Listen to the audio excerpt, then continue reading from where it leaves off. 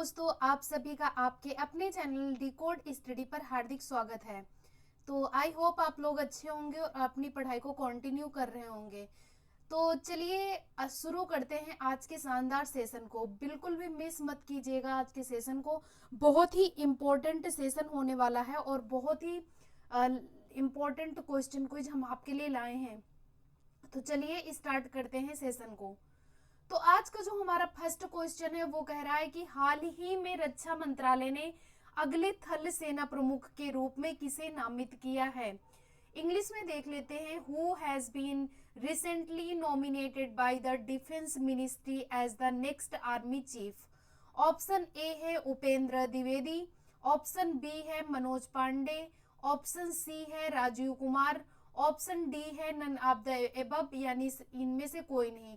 तो इसका जो राइट आंसर है वो है, बहुत ही इंपॉर्टेंट क्वेश्चन है और आप लोग इसको नोट भी कर लेते। जो भी क्वेश्चन हम करवाते हैं सारे ही इंपॉर्टेंट हैं, तो आप लोग एक नोटबुक लेके बैठ जाइए और नोट करते चलिए ताकि आप लोगों को एग्जाम के पहले रिवीजन करने में आसानी हो। तो इसका जो राइट आंसर है वो है ऑप्शन ए, यानी लेफ्टिनेंट जनरल उपेंद्र द्विवेदी को जो है थल सेना के प्रमुख के रूप में नामित किया गया है।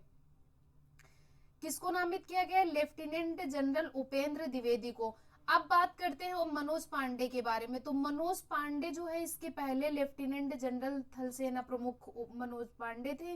इनका स्थान जो है अब ये ले लेंगे उपेंद्र द्विवेदी। ठीक है, उपेंद्र द्विवेदी ले लेंगे। मनोज पांडे का जो कार्यकाल 1 महीने के लिए बढ़ा दिया गया था चुनाव में, तो इनका जो है जून में कार्यकाल खत्म हो रहा है। तो यानी 30 जून से इनका कार्यकाल खत्म हो जाएगा और इनकी जो नियुक्ति है उपेंद्र द्विवेदी की, ये जून से प्रभावी हो जाएगी। ठीक है, लेफ्टिनेंट जनरल उपेंद्र द्विवेदी की बात करें तो इन्होंने जो है 15 दिसंबर 1984 को ये सेना में शामिल हुए थे। 15 जनवरी 1984 को जो है ये सेना में शामिल हुए थे। ठीक है, इन्होंने रीवा स्थित सैनिक स्कूल से शिक्षा प्राप्त की है। बाकी आप लोगों को ज्यादा इसमें जानने की जरूरत नहीं है। बस इतना ही जान लीजिए कि थल सेना के प्रमुख के रूप में जो है उपेंद्र द्विवेदी को, लेफ्टिनेंट जनरल उपेंद्र द्विवेदी को सेना प्रमुख बनाया गया है, थल सेना प्रमुख। और ये किसका स्थान लेंगे? मनोज पांडे का लेंगे। आते हैं नेक्स्ट क्वेश्चन पर।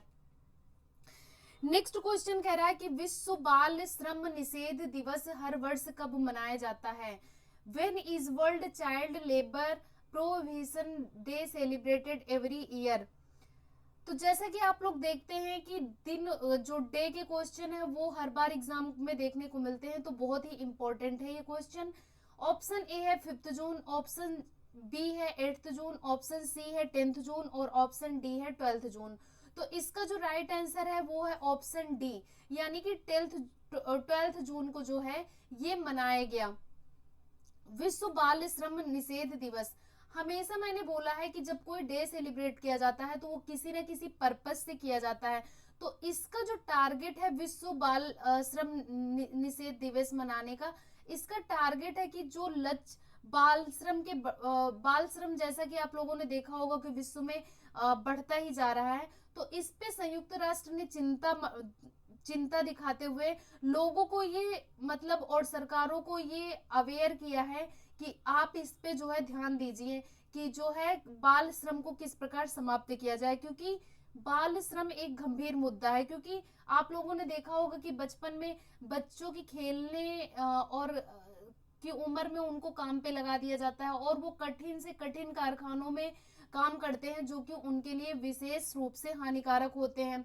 तो इस तरीके से जो है, जबकि इसके पहले जो है अंतरराष्ट्रीय श्रम संघ ने एक सर्वसम्मति से कानून भी पारित किया था, जिसमें जो है ये कहा गया था कि 14 वर्ष से कम आयु के बच्चों को कारखाना में काम करना जो है अपराध है। यानी कि 14 वर्ष से कम आयु के बच्चे जो है कारखाना में काम नहीं कर सकते हैं, उनको मजदूरी करवाना जो है अपराध माना जाएगा। लेकिन फिर भी आप लोग अपने आसपास देखते होंगे तो बहुत सारे छोटू छोटू कहने वाले बच्चे वो बेचारे काम करते हैं, मजदूरी करते हैं और उनको कोई भी व्यवस्था नहीं मिल पाती है। तो इस पे सरकार और लोगों को सबको ध्यान देने की जरूरत है। ठीक है,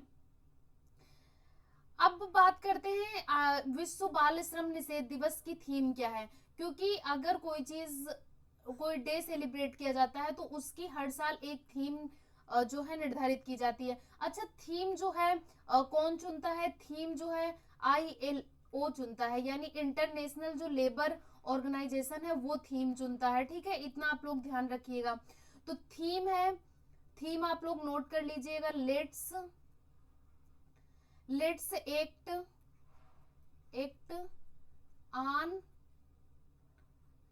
आवर कमिटमेंट्स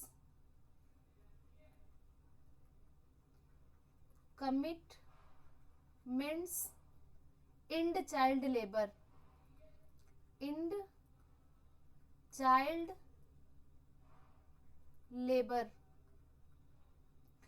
तो इसकी थीम आप लोग याद रखिएगा कि विश्व बाल श्रम निषेध दिवस कब मनाया जाता है? 12 जून को मनाया जाता है।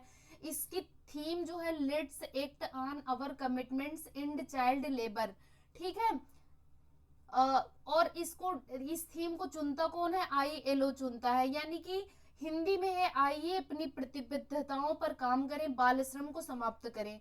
ठीक है, हिंदी में भी आप लोग नोट कर लेना कि आइए अपनी प्रतिबद्धताओं पर काम करें और बाल श्रम को जो है समाप्त करें।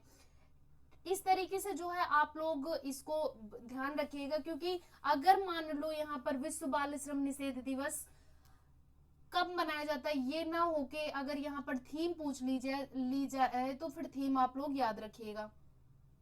अब थोड़ा सा जून के कुछ इंपॉर्टेंट डे के बारे में बात कर लेते हैं कि जून के कुछ इंपॉर्टेंट डे कौन कौन से हैं। 1 जून को मनाया गया था विश्व दुग्ध दिवस। ठीक है, 1 जून को विश्व दुग्ध दिवस मनाया गया था। 2 जून को तेलंगाना स्थापना दिवस मनाया गया था। 3 जून को विश्व साइकिल दिवस मनाया था। 4 जून को हमने ये करवाया भी था, जब रिजल्ट आया था लोकसभा चुनाव का तो हमने बताया था कि विश्व साइकिल दिवस 3 जून को मनाया गया। और उत्तर प्रदेश में साइकिल किस तरीके से जो है बहुत ही पावरफुल तरीके से उभर के सामने आई है। वहां पर जो है जो समाजवादी पार्टी है उसका जो है चुनाव चिन्ह साइकिल था और उसने सबसे ज्यादा सीटें उत्तर प्रदेश में जीती। 4 जून की बात करें तो 4 जून को आक्रामकता के शिकार मासूम बच्चों का अंतरराष्ट्रीय दिवस मनाया गया। 5 जून को विश्व पर्यावरण दिवस मनाया गया।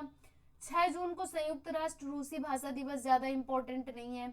7 जून को बहुत इंपॉर्टेंट है, मैंने कवर करवाया था, विश्व खाद्य दिवस सुरक्षा दिवस मनाया गया।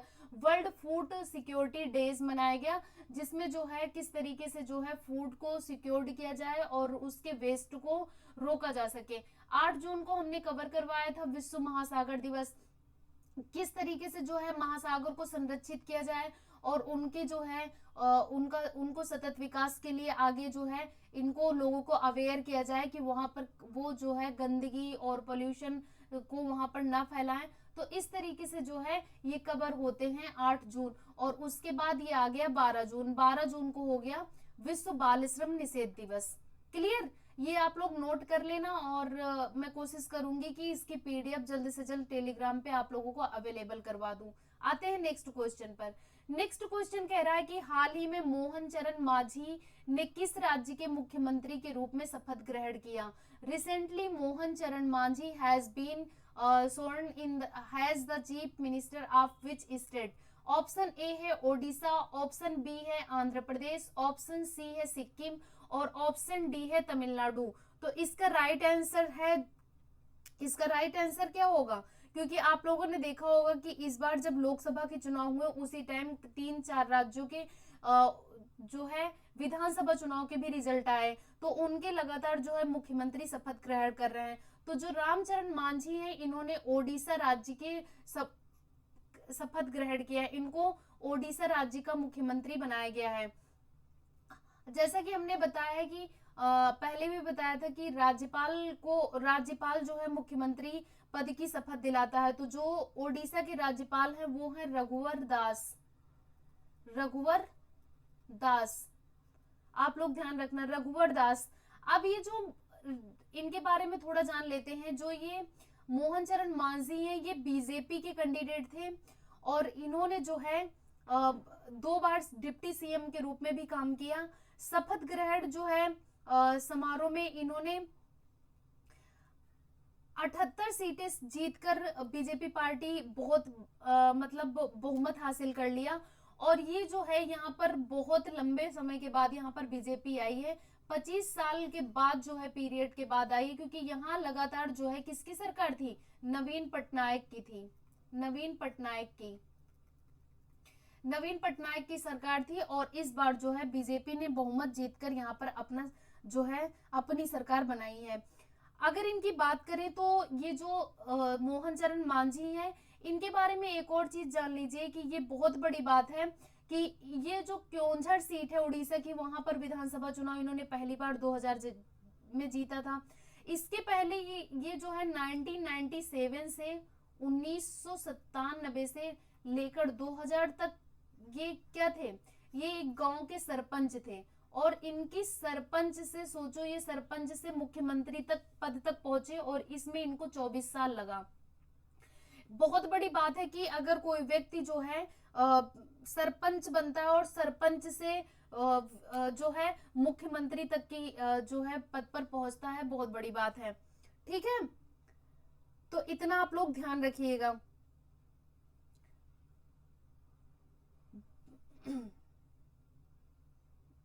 आते हैं नेक्स्ट क्वेश्चन पर।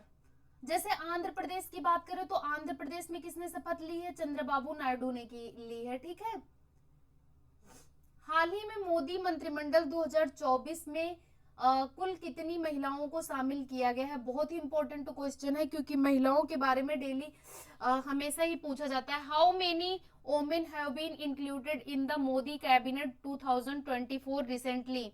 ऑप्शन ए है 8, ऑप्शन बी है 6, ऑप्शन सी है 7, ऑप्शन डी है नन ऑफ द अबव, यानी इनमें से कोई नहीं।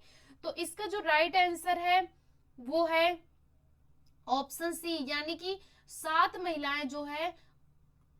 महिलाएं जो है मोदी मंत्रिमंडल 2024 में शामिल की गई हैं, जिसमें से 2 जो महिलाएं हैं, 2 महिलाओं को कैबिनेट मिला है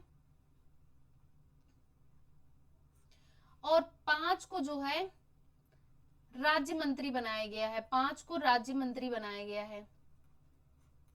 अब कैबिनेट में शामिल होने वाली 2 महिलाएं कौन कौन सी हैं? कैबिनेट में शामिल होने वाली 2 महिलाएं जो हैं वो हैं निर्मला सीतारमण।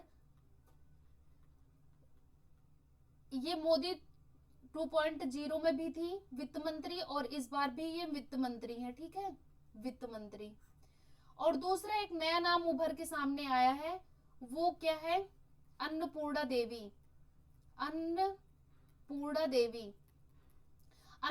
देवी को कौन सा पद मिला है, महिला बाल विकास मंत्री बनाया गया है, इनको महिला बाल विकास मंत्री बनाया गया है। महिला बाल विकास मंत्री इसके पहले कौन था, स्मृति ईरानी जी थी। ठीक है, स्मृति ईरानी इस बार चुनाव हार गई अमेठी से, स्मृति ईरानी जी चुनाव हार गई, तो इस बार अन्नपूर्णा देवी को जो है कैबिनेट मंत्री बनाया गया है। और जो राज्य मंत्री हैं उसमें शोभा करंदलाजे हैं, नीमूबेन जयंती भाई भांभनिया हैं, सावित्री ठाकुर हैं, रक्षा निखिल खड़से हैं और अनुप्रिया पटेल शामिल हैं। तो इस तरीके से जो मोदी मंत्रिमंडल जो 2024 है इसमें 7 महिलाओं को शामिल किया गया है। ठीक है, आते हैं नेक्स्ट क्वेश्चन पर।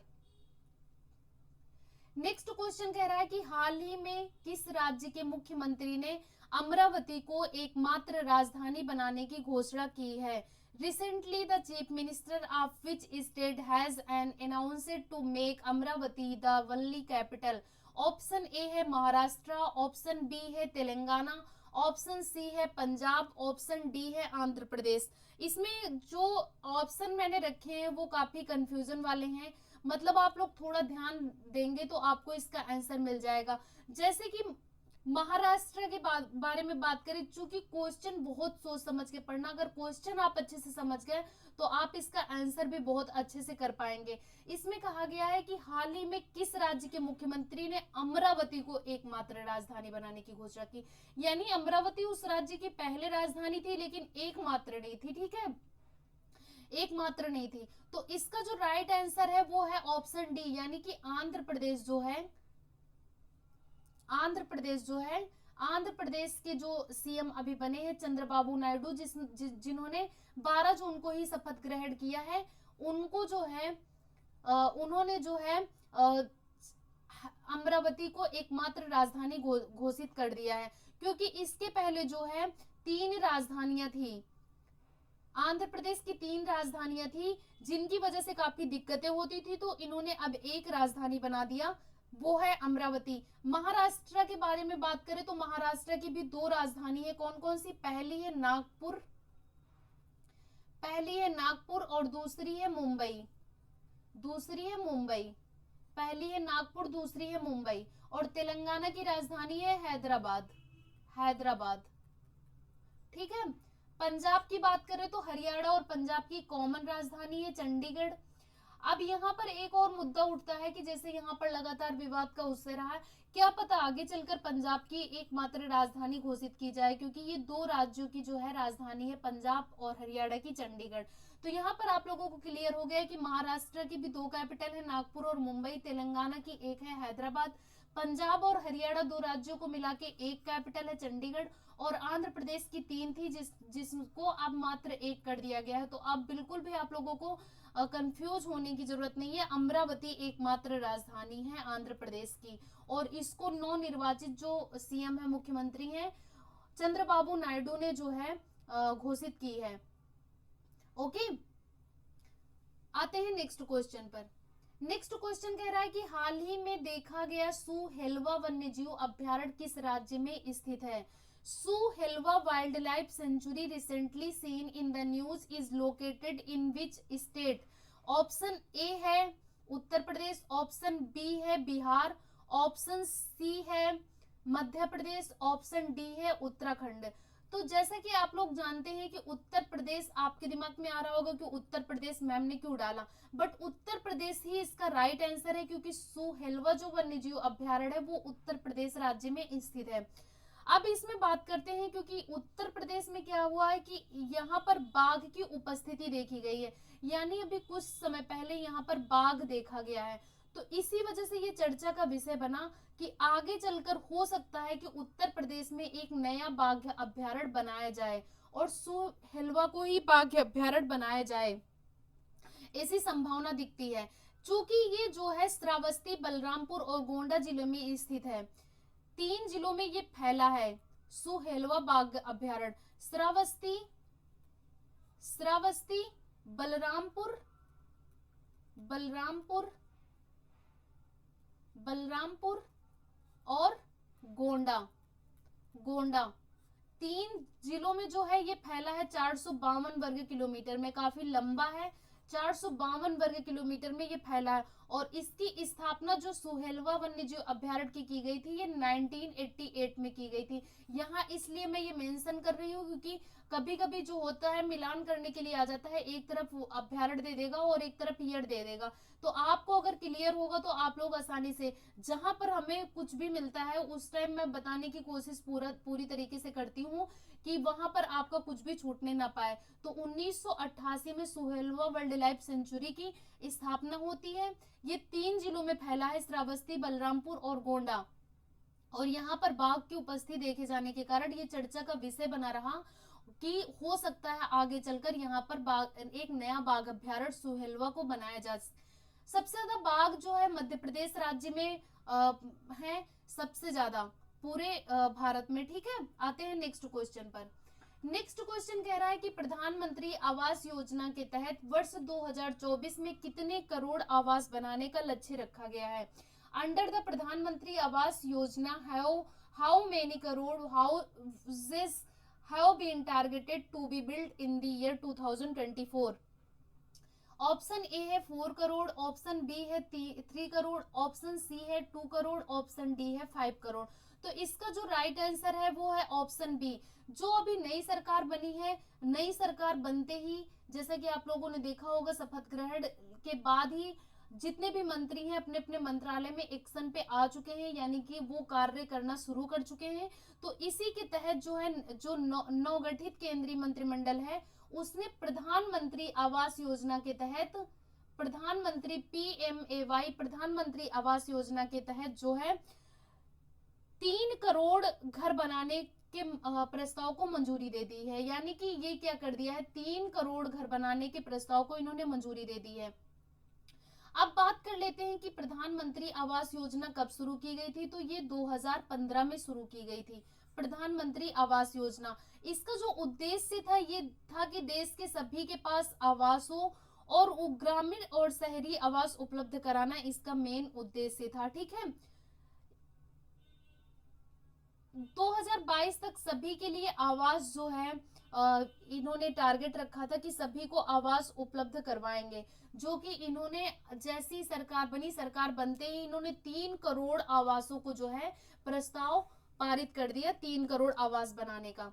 ओके, आते हैं नेक्स्ट क्वेश्चन पर। नेक्स्ट क्वेश्चन कह रहा है हाल ही में किस देश के उपराष्ट्रपति का निधन विमान दुर्घटना में हो गया है। Recently the vice president of which country dead in a plane crash. Option A है ईरान, ऑप्शन बी है इजराइल, ऑप्शन सी है मलावी, ऑप्शन डी है नन ऑफ द एबव, यानी इनमें से कोई नहीं। तो आप लोग देखिएगा कि मैंने जो आंसर डाले हैं काफी कंफ्यूजन वाले हैं, क्योंकि ईरान का भी प्लान क्रैश हुआ था जिसमें उपराष्ट्रपति की डेथ हुई थी। कौन थे, मोहम्मद रईसी थे जिनकी डेथ हो गई थी। मोहम्मद रईसी थे जिनका प्लान क्रैश होने से जो है इनकी डेथ हो गई थी। अब इजराइल की बात करें तो इजराइल हो ही नहीं सकता, क्योंकि इजराइल के जो प्रेसिडेंट है वो है बेंजामिन नेतन्याहू। ठीक है, तो ये तो अभी जिंदा हैं, लगातार ये युद्ध कर रहे हैं गाजा में और इनका युद्ध चल रहा है, तो इस तरीके से ये तो हो ही नहीं सकता। तो ऑप्शन सी राइट आंसर है, यानी कि मलावी में भी ऐसी ही सेम दुर्घटना हुई है जैसे कि ईरान के उपराष्ट्रपति के साथ हुई थी। जैसा कि ईरान के साथ हुआ था वैसा ही जो है मलावी के उपराष्ट्रपति के साथ हुआ है। अब जो है यहाँ पर मलावी के उपराष्ट्रपति, इसमें इनकी फैमिली भी थी, यानी इनकी पत्नी सहित कुल 9 लोग मारे गए। और ये जो है चिकनगावा एक पर्वत है, वहां पर दुर्घटना ग्रस्त हो गया। इसकी जानकारी राष्ट्रपति जो वहां के हैं लाजरस चकवेरा, आप लोग ये भी याद रखिएगा कि मलावी के अगर राष्ट्रपति की बात करें तो इनका नाम है लाजरस चकरेवा। थोड़ा अजीब सा नाम है, लेकिन आप लोग जो है नोट कर लीजिएगा। लाजरस चकरेवा जो है इस समय वर्तमान में क्या है, प्रेसिडेंट है वहां के मलावी के। ठीक है, इन्होंने जो है सूचना दी कि इस तरीके से क्रैश होने से वहां के मलावी के उपराष्ट्रपति का निधन हो गया है। ठीक है, और यहाँ पर जो है उपराष्ट्रपति के साथ जो है 9 लोग मारे गए। तो इस तरीके से आप लोग ध्यान रखिएगा। उपराष्ट्रपति कौन था, इसका नाम भी आप लोग सोलोस चिलिमा था। सोलोस